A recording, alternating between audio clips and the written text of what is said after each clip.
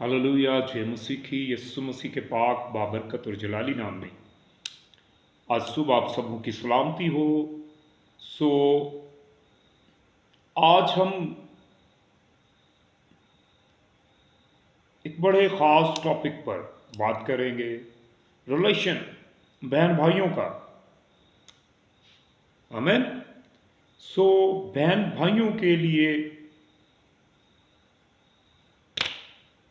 उनकी मोहब्बत के बारे में आज हम सीखेंगे कि कितना ज़रूरी है। अगर आप बाइबल की तालीम को देखते हैं तो आपको मुख्तलिफ हवाले मिलेंगे। भाइयों के ताल्लुक से देखें तो आपको यूसुफ का हवाला मिलेगा, जिसमें आपको एक हसद का अंसर मिलेगा। भाइयों की उससे हसद। और अगर आप पैदाइश में देखें तो काहिन और आबल, उनका जिक्र भी आपको मिलेगा। और नए अहदनामे में अगर आप बहन भाइयों की मोहब्बत को देखें तो आपको लाजर और उसकी बहनों का जिक्र मिलेगा। हालेलुया। सो आज हम इसी मोहब्बत को लेकर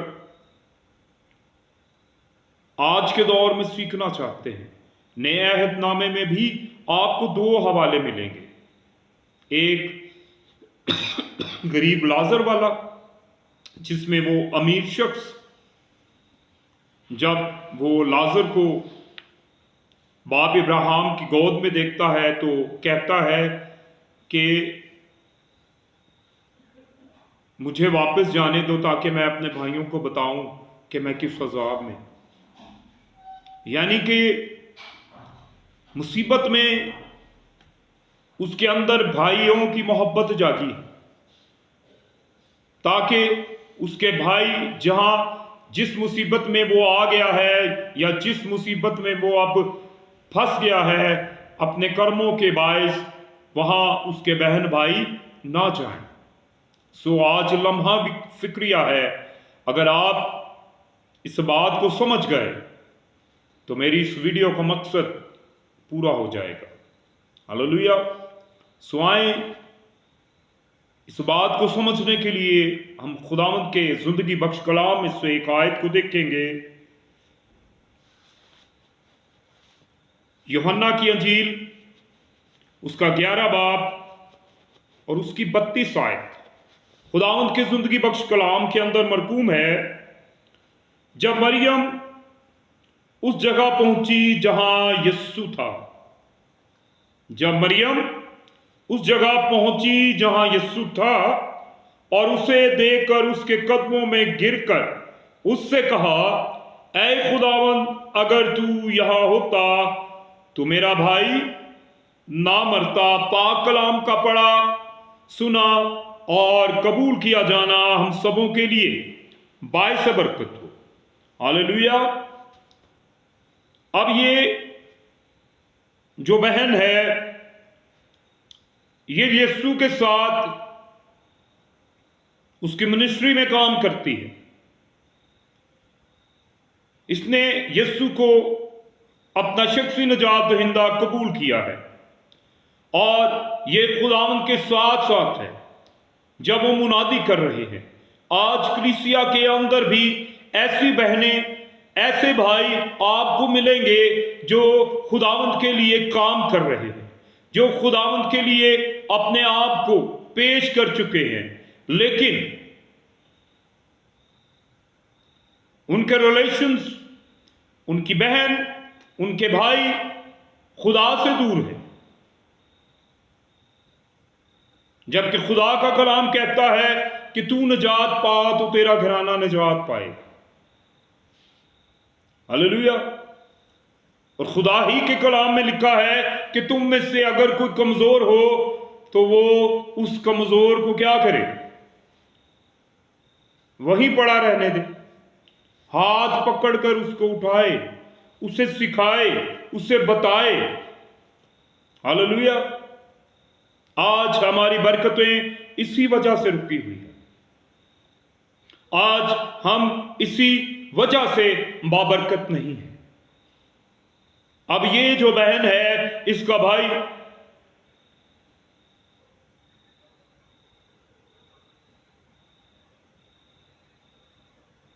क्या है जी, लिखा है इसका भाई कुछ दिन बीमार रहने के बावजूद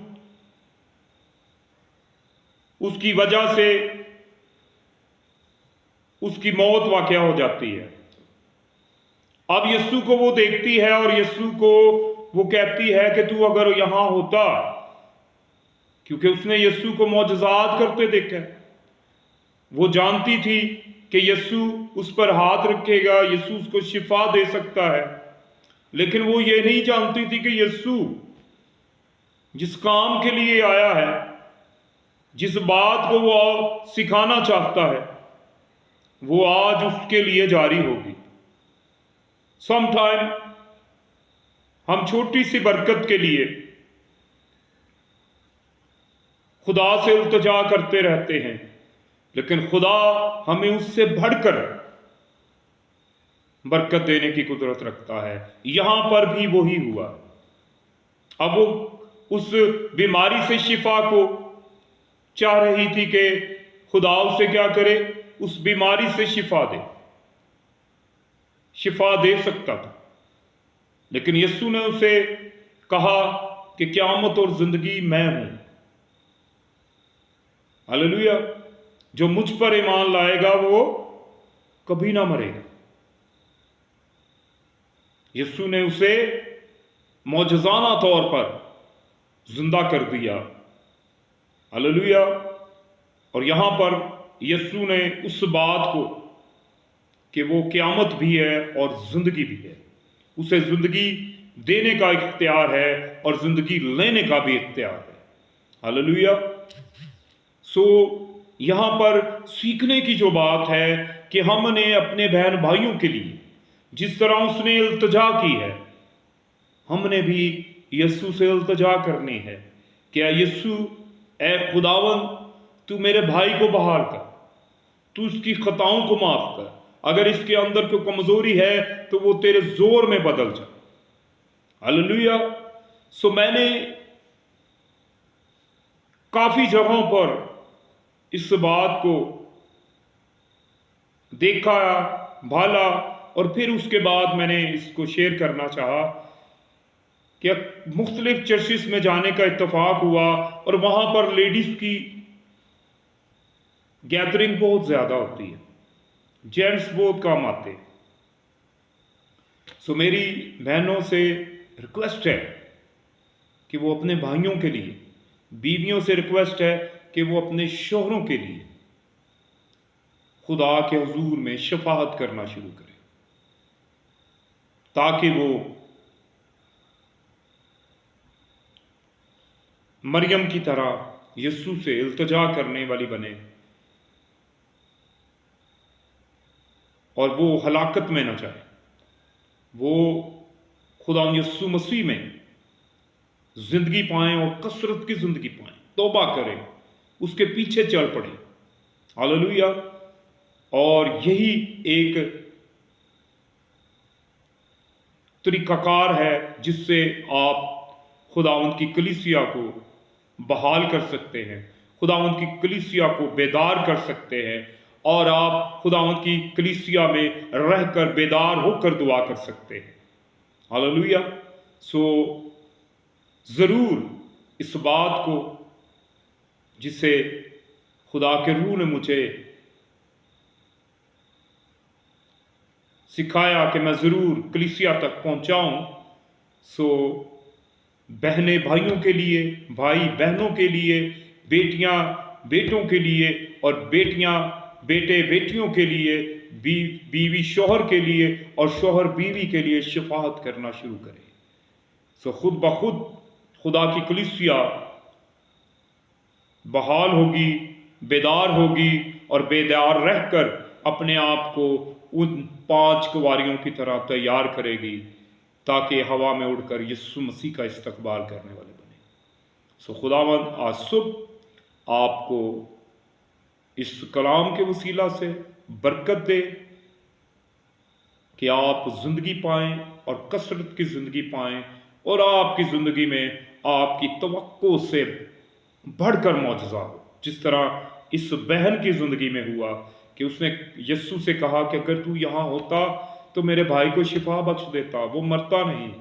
लेकिन यीशु ने क्या कहा कि क़यामत और ज़िंदगी मैं हूँ। हालेलुया। मैं इसे शिफा नहीं, मैं इसे ज़िंदगी बख्श सकता हूँ। मैं इसे मौत में से ज़िंदगी में दाखिल कर सकता हूँ। सो इसी तरह आप भी अपने बहन भाइयों को, वो भाई जो किसी नशे की हालत में गुम हो चुके हैं, जो घर से जा चुके हैं, नाफरमानी की स्पिरिट उनके अंदर है, वो बहनें जो एक दूसरे से खफा हैं, वो बेटियां जो वालिदैन के पास नहीं आती जाती, या वो भाई जो शादी के बाद घरों से जा चुके हैं, अलग हैं, उनके लिए शफाअत करना शुरू करें कि खुदा का कलाम उनके अंदर तब्दीली को लेकर आए, खुदा का कलाम उनके अंदर बेदारी को लेकर आए। जब आप इस ईमान के साथ खुदा के रूह से शफाअत करेंगी तो खुदा का रूह उनकी ज़िंदगियों को तब्दील करने की कुदरत रखता है और वो तब्दील होकर सारा जलाल खुदा यीशु मसीह के नाम को मिलेगा और यीशु की कलीसिया क्या होगी, बहाल होगी। सो खुदावन आज सुबह आपको इस कलाम के वसीला से बरकत दे और सारा जलाल यीशु मसीह के नाम को मिले।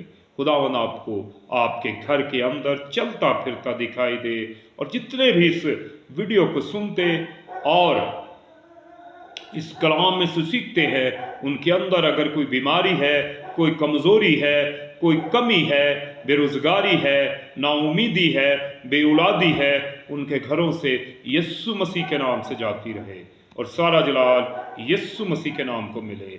जय मसीह की। आमीन। खुदावंद आपको बरकत दे।